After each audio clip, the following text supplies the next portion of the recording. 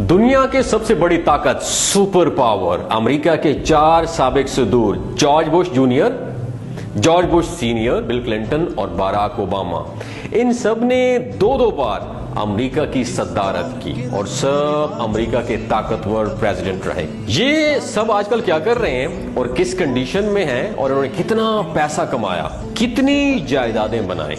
याद रखिए, George Bush senior का 2018 में इंतकाल हुआ। ज़राए आमदनी सिर्फ और सिर्फ पेंशन थी।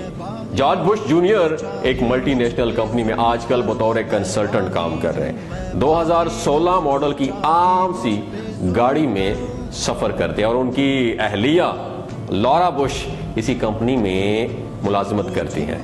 बिल क्लिंटन आजकल बड़ी फर्मों और कॉलेजेस में लेक्चर देते हैं, यानी लेक्चरर हैं, और उनकी बीवी अमेरिकी कांग्रेस में सेनेटर हैं। आमदनी से बहुत मुश्किल से गुजारा होता है उनका।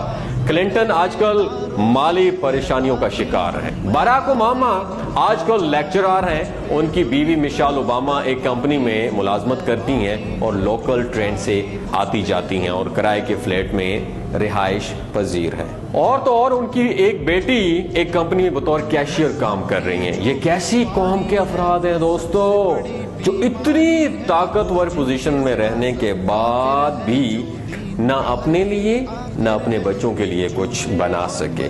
दोस्तों, मैं ये सोच रहा हूं, अगर ये पाकिस्तान में होते और एक छोटी सी पोस्ट डीसी की आम सी पोस्ट पे होते तो उनके महलात होते, उनके बच्चे बड़े बड़े स्कूलों में पढ़ रहे होते, नए से नए मॉडल की गाड़ी में वो और उनकी फैमिली और बच्चे घूम और झूम रहे होते। मगर ये बेवकूफ अमेरिका में क्यों पैदा हुए, जहां उनके होते हुए अवाम सुकून से सोते हैं और हमारे मुल्क में हमारे हुक्मरान सुकून से सोते हैं और अवाम मुश्किलात जिंदगी की बेचैनी में जाग रहे होते हैं। इसलिए मेरे समेत आप भी दुआ करें। आए हाथ उठाते हैं, उठाएं हाथ, दुआ करते हैं कि कुछ ऐसे बेवकूफ लोग हमारे मुल्क में भी पैदा हो जाएं, ताकि हम भी अवाम जरा सुकून से नींद गुजारें।